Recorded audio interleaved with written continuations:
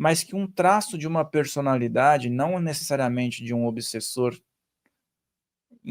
está ali presente, aquela pessoa muda a conduta. Tipo, principalmente eu ouvi falar que em reencarnações onde a pessoa tinha um grande poder, uma grande autoridade, e aí chega aqui não tem, mas aí bagunça a cabeça da pessoa, né? Uhum. Como é que funciona essa influência mesmo, né? Porque às vezes também trata como psiquiatria, né? Cara, é um assunto muito complexo e você foi preciso, tá? E tem tudo a ver, tá? Porque você pode, se a pessoa não acredita, se ela sequer olha para a pré-existência do espírito, ela vai achar que ela está com um processo, nem olhando para o assédio, tá? Que ela está com alguma disfunção, né? Psiquiátrica. E ela vai fazer algum acompanhamento de tratamento psiquiátrico. Muitas vezes tomando, então, medicações pesadas, ansiolíticos, antidepressivos, quando, na verdade, ela está com uma subpersonalidade, como se assim dizer, que se usa na apometria, um termo, né? Ou também na psicoterapia reencarnacionista, de personalidade, trazendo uma personalidade do passado que precisa emergir até para você se dar conta, só que e para se entender isso, né? Então é muito complicado, é um assunto muito complexo, tá? Tem muitas, não dá para passar um dado específico, mas eu diria que são centenas ou sei lá quantas milhões de pessoas passando por isso, tá? Porque você pode ter um quadro de esquizofrenia, você pode ter um quadro X psiquiátrico, a pessoa pode realmente ter problemas neurológicos e precisa de um acompanhamento psiquiátrico. Isso a gente precisa ter essa visão de conjunto entre as frentes terapêuticas da medicina, da terapia tradicional, da holística alternativa. Não é ser concorrentes, é trabalhar junto. Tá? Isso é muito importante. Mas o que acontece? Seria muito bacana que os psiquiatras tivessem essa visão também. Eu sigo alguns psiquiatras no Instagram que têm uma visão aberta espiritual. Hoje, no Conselho Regional de Medicina, Nacional de Medicina, a espiritualidade é tratada. Inclusive, tem questões no próprio SUS de passes, de reiki. A acupuntura foi incorporada, antes era destruída pela medicina tradicional, e é uma medicina milenar, então eles tiveram que ceder a isso, né?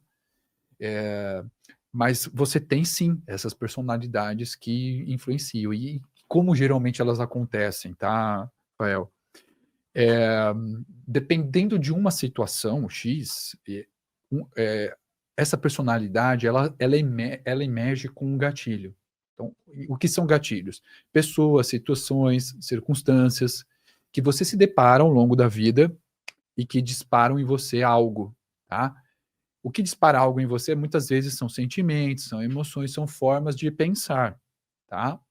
Então isso vem à tona para você falar, opa, peraí, isso aqui, infelizmente, sou eu também pensando sobre essas coisas, não tão legais. Mas isso sou eu tenho que reconhecer. Isso não foi outra pessoa. Infelizmente, eu tenho isso aqui dentro de mim. Então, qual é o meu papel? Se eu quero me desenvolver, crescer, amadurecer espiritualmente? É ir atrás desses problemas, dessas situações que não estão conformes, que não estão equilibradas, que não estão saudáveis, e buscar fazer uma reforma íntima. Buscar fazer um trabalho terapêutico para você tirar lá das profundezas para ver por que isso está vindo. Por que eu sinto desse jeito? Cada vez num relacionamento, porque quando o meu diretor fala desse jeito, eu explodo, ou depois chego em casa e fico depressivo. Por quê? Então, assim, pessoas, situações, circunstâncias, gatilhos que despertam na gente essas situações que a gente veio trabalhar nessa reencarnação também, e coisa que a maioria a gente nem fez nas outras. A gente tá levando nas coxas, não tá tendo, tá tomando bomba, vamos assim dizer, ou não tá indo tão bem. Então, esse já é o ponto. Só que o que acontece dentro disso emerge uma personalidade. E muitas vezes é uma personalidade forte, entendeu? Se essa personalidade forte sobe com o padrão, muitas vezes essa personalidade encampa, vamos assim dizer, a personalidade do Fael de agora. se ele não está tão ativo, tão lúcido e tão desperto para perceber que, opa, peraí, isso aqui, até eu tô me diferente aqui. Nem parece eu mesmo, de agora. Então, essa personalidade fica incidindo sobre você. E aí começa a tendenciar atitudes que antes você não tinha. Por isso que tem muitas vezes pessoas que se transformam, que você não sabe mais quem que é a pessoa. É estranho, mas por conta de uma situação, essa personalidade sobe e ela meio que começa a comandar. Aí não é, e olha que interessante, os estudos, assim, no geral, de processos de obsessão, tá? Se tinha muito assim, essa pessoa tá esquisita, essa pessoa tá triste, um monte de coisa e tal, tá com assédio. Você sabe disso, né? Você é do meio, você sabe das coisas. Tá com assédio, tá com assédio, tá com assédio. Não que não possa estar com assédio. Mas hoje se aponta em várias frentes mediúnicas que, por exemplo, grandemente na apometria, hoje na apometria moderna, mas também em outras frentes, que é o autoassédio. É o assédio da própria personalidade vivida no passado. Então, se a pessoa nem acredita na reencarnação, cara, como que ela vai conseguir resolver isso, cara? Às vezes está passando décadas e décadas fazendo tratamentos psiquiátricos com uma subpersonalidade ali encampada nela e tomando o personagem de agora. Então, há-se ferramentas que você pode reorganizar isso, encaminhar. Você também pode entender que aquilo é uma personalidade, colocá-la no devido lugar, desligar, despolarizar isso e transformar a pessoa aqui mais no atual. São várias ferramentas. A psicoterapia reencarnacionista é uma delas, né? Mas isso que você falou, cara, tá perfeito. E hoje em dia, o que se mais tem é auto-obsessão, tá? É o próprio personagem, são as próprias tendências de várias reencarnações, encampando a pessoa agora, tendenciando todas as atitudes, movimentos delas, as tristezas, as depressões, e também, tá?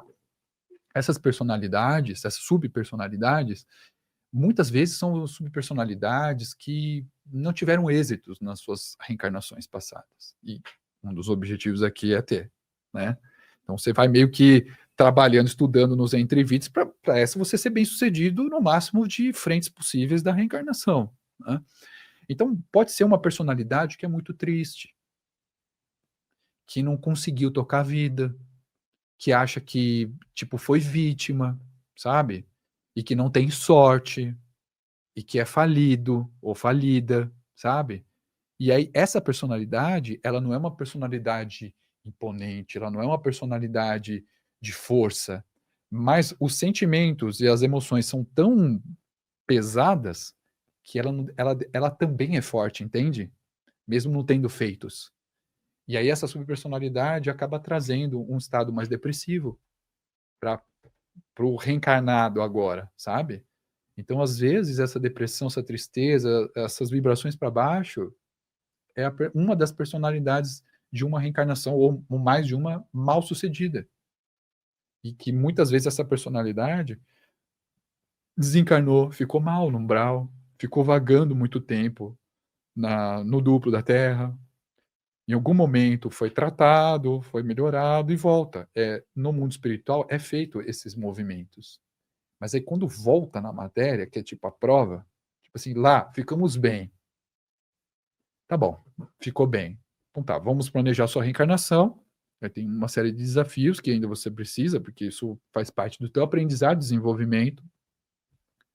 Quando você reencarna, você vai se deparar com os desafios. Será que você ficou tão bom quanto que você planejou lá mesmo? Será que deu certo?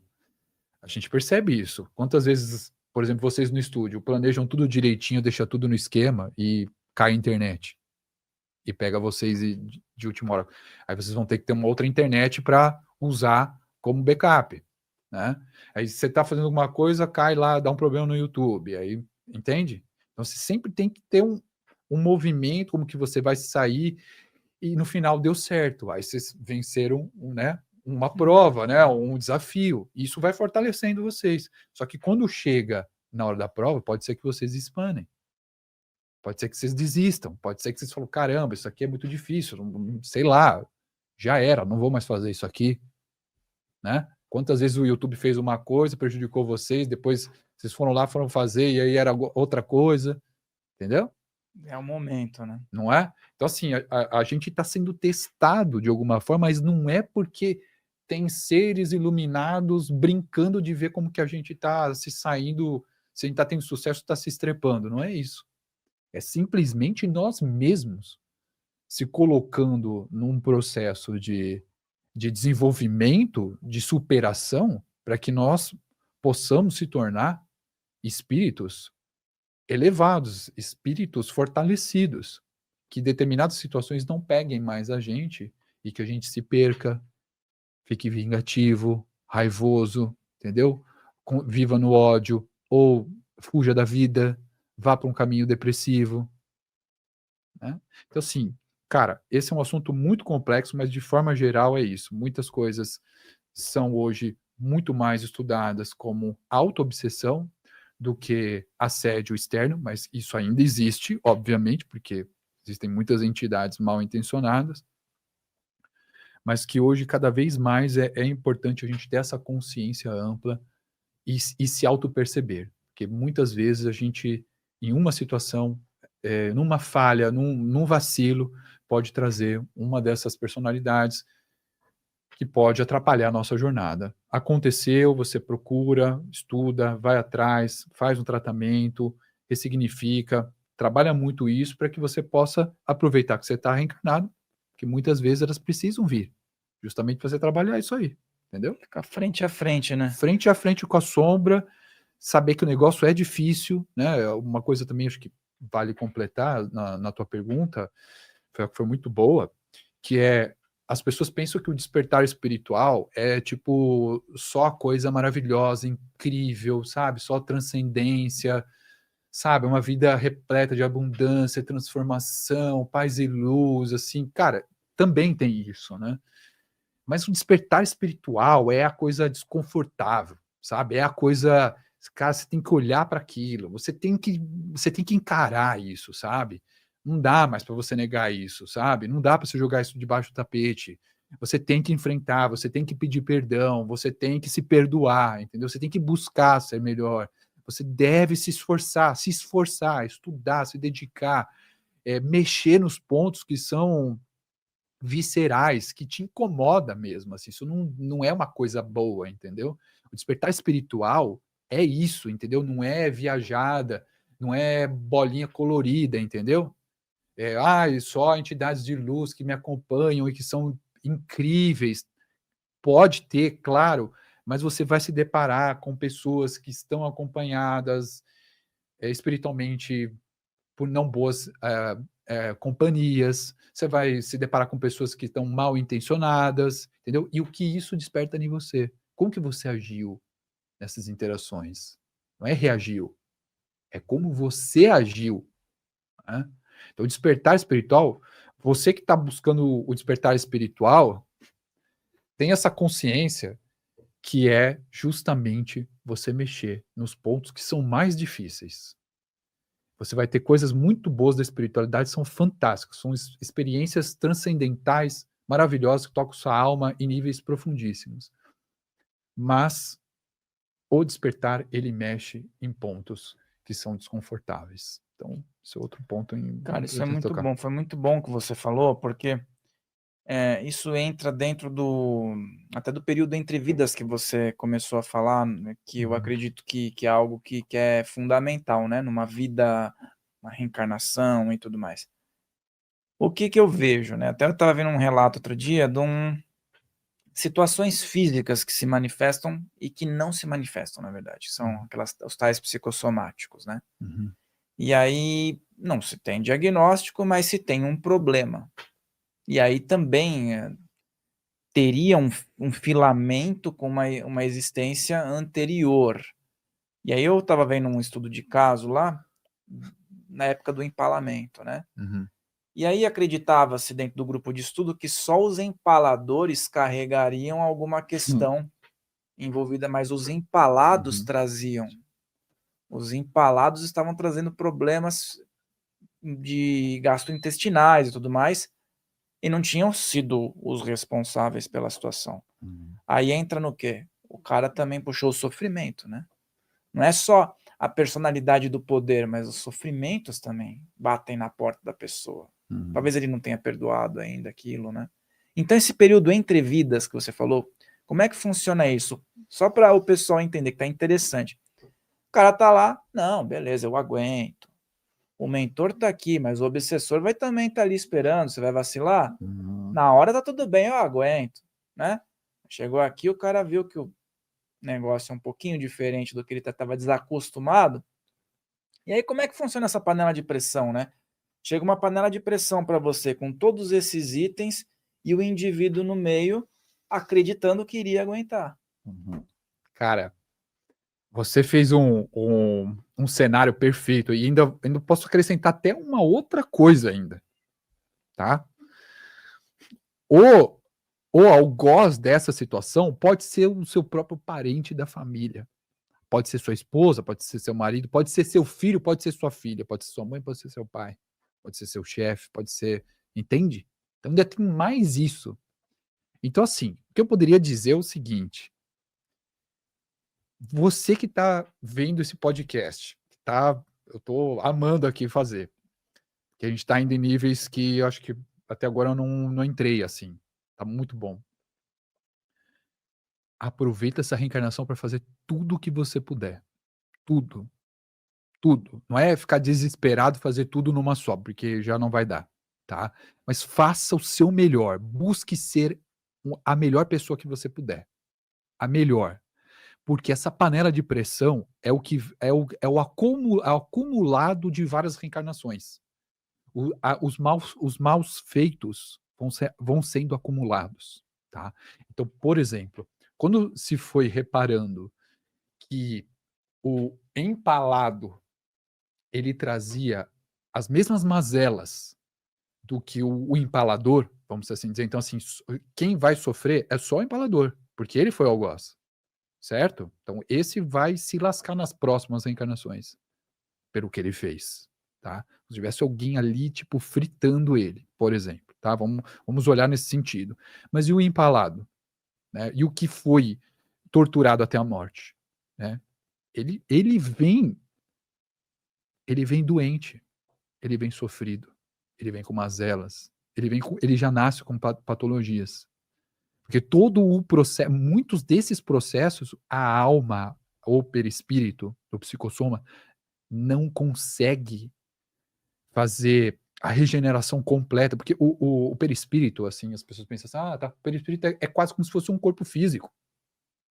Obviamente mais sutil, mas ele somatiza tudo. E a gente sabe que as doenças são psicossomáticas. Isso, a própria medicina tradicional também olha para isso. Mas só pelo poder da mente, mas a gente está falando aqui além da mente. Né? Então o que acontece? Esse espírito é tratado na melhor forma possível. E quanto mais ele pode, que ele aguenta no período entre vidas. Mas chega um ponto limite que não é mais possível. Esse espírito precisa reencarnar. Muitos espíritos que sofreram as agressões, eles reencarnam muitas vezes já com um tipo de patologia, já no nascimento, às vezes até com uma deformidade. Ou durante a reencarnação, essas dores, essas impressões que ficaram no corpo perispiritual, eles acabam eclodindo durante a reencarnação, numa fase jovem, mais adulta ou idosa. Porque o mecanismo da doença também é uma cura porque o mais importante é o espírito, não é o corpo físico. Muitas vezes o corpo físico é o tratamento daquela dor, daquela doença que ficou, daquelas marcas que ficaram no perispírito, entende? Então o corpo precisa expurgar isso daí. Muitas doenças é a cura do espírito. O corpo está sendo o mecanismo, é o remédio do espírito. Mas se você olha para o corpo, ele está doente, né? Ela está doente, mas ela está sendo curada. O que está sendo curado? O perispírito. Um dos corpos sutis da consciência, da manifestação da consciência. Entende? Então, os dois lados são. E outro ponto importante.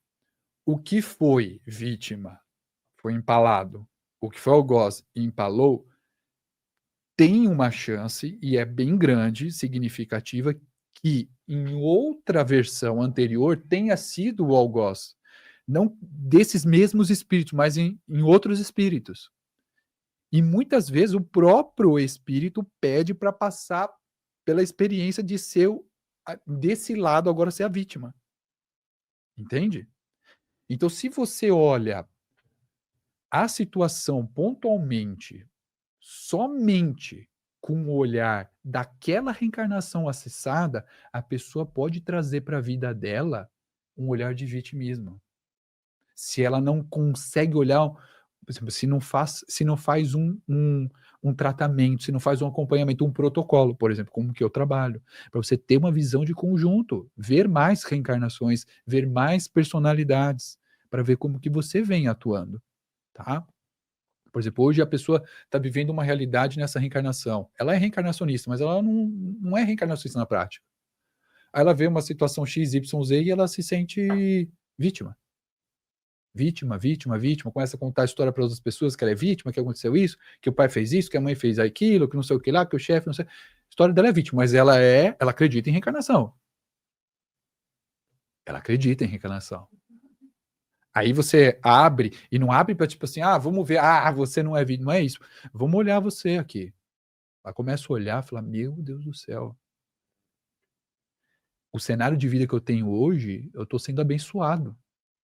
Ela ressignifica a vida dela. Se ela tiver consciência próspera, ela muda a vida dela na hora.